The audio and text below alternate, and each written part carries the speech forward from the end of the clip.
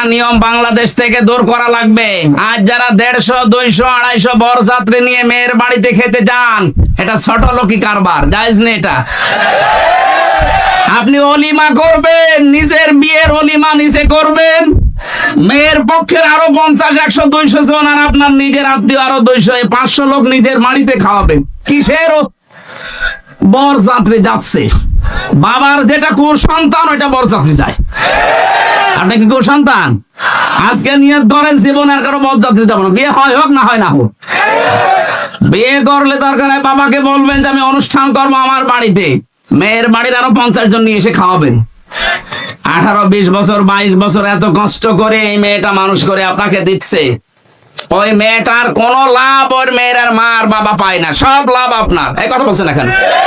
আপনার সন্তান তার ধারণ করা লাগে, আপনার বংশ বৃদ্ধি করা লাগে, খেদমত করা লাগে, সারা জীবন আপনার বাড়ি থাকা লাগে। অথচ মেয়েটা মানুষ করে দিলেও তার কি লাভ আছে? কোনো লাভ নেই। খালি 18, 20 বছর, 22 বছর ওর পেছনে বিনা কারণে শ্রম দিয়েছে আর খরচ করেছে। আমি বারবার এটা বলছি কারণ আমার 3টা মেয়ে, কোনো ছেলে নেই। আমার তো বাঁচা লাগবে নাকি? না ভাই, এটা মাসলা, আপনি মেনে নেন, অন্তত আমাকেও বাঁচান। আমার ছেলে 3টা হলে আমি মাসলা বলতাম না, মনে না। এই নিয়ম বাংলাদেশে যেহেতু আছে, কুমিল্লা ছেলে আছে কিনা জানি না, বরযাত্রী যান, এটা পাল্টাবেন।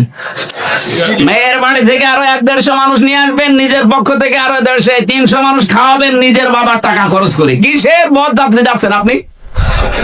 বাংলাদেশে বহু আদমের সন্তান আমরা আছি, এই যুবক মানুষ নামাজের ফরজ কয়টা? 13টা বলতে পারে না, কিন্তু বিয়ে করা ফরজ এটা জানে। এটা জানে না। আল্লাহ রাব্বুল আলামিন বলেন, বিয়ে করতে রাজি হও, দেন মোহর কই? দেন মোহর নেই। দেন মোহর নেই, বিয়ে করার শখ আসে কোত্থেকে? তার মানে আয়াত থেকে বোঝা যায় বিয়ে করার আগে আপনার দেন মোহর জোগাড় করা লাগবে।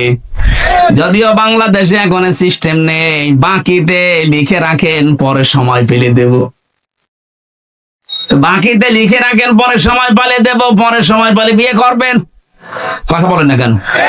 এখানে হাজারো আল্লাহর ওলি বসে আছে, এখনো পর্যন্ত দেন মোহর দেয়নি।